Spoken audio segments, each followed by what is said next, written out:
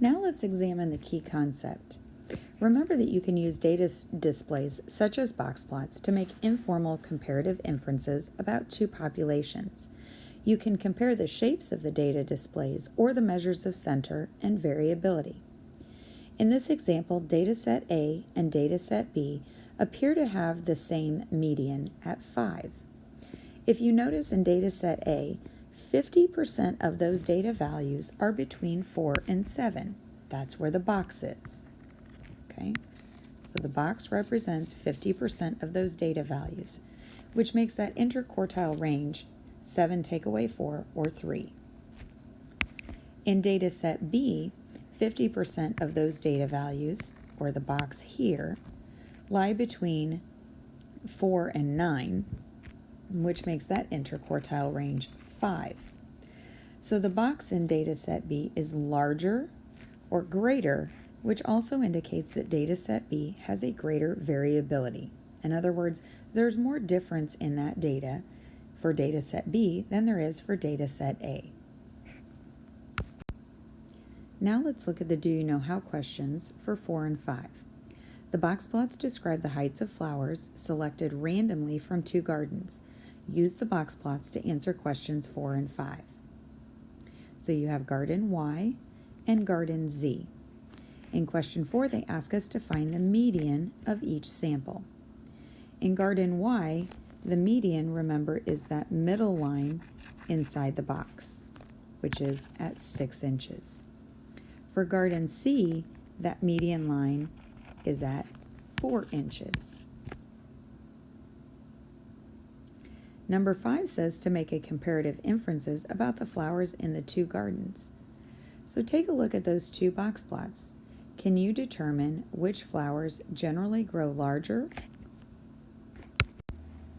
In looking at the data, the flowers in garden Y are generally taller than the flowers in garden Z. Now, how do I know that? Take a look at the boxes.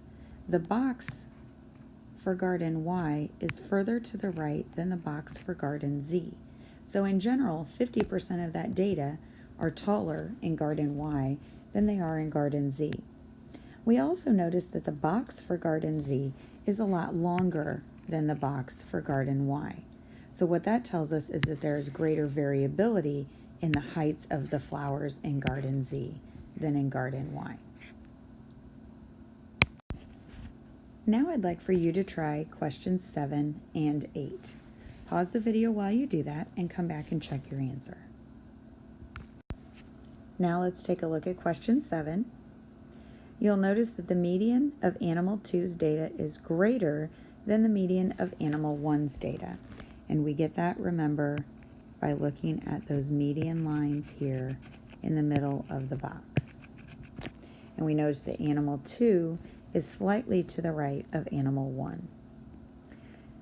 B, Liz can infer that there is less variability in the data for animal 1 than for animal 2, and that variability can come from the interquartile range and also looking at the overall spread of the data. C, Liz can infer that animal 2 generally eats more food. The box for animal 2 is further to the right than the box for animal 1, which implies that animal 2, 50% of that data, is greater than 50% of the data for animal 1. Now take a look at question 8. The median height of tree 1 is greater.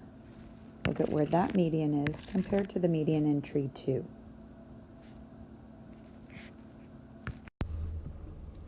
The last question I want you to try is question 10. The box plots show the daily average high temperatures of 2 cities from January to December. Which city should you live in if you want the greater variability in temperature? Explain. Examine the box plots for city X and city Y.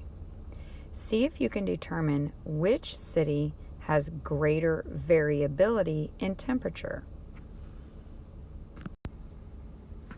City Y is where you should live if you want greater variability in temperature. Looking at the range of temperature for each city, it's the same. The range is from 10 to 60 degrees, which makes the range 50. Then we can examine the interquartile range. The interquartile range for city X shows us how long the box is that contains 50% of that data. 50 take away 30 gives me an interquartile range for city X of 20. For city Y, the interquartile range is the difference between 50 and 25, which gives it an interquartile range of 25. So the box for city Y is longer or larger than city X, which gives city Y more variability in temperature.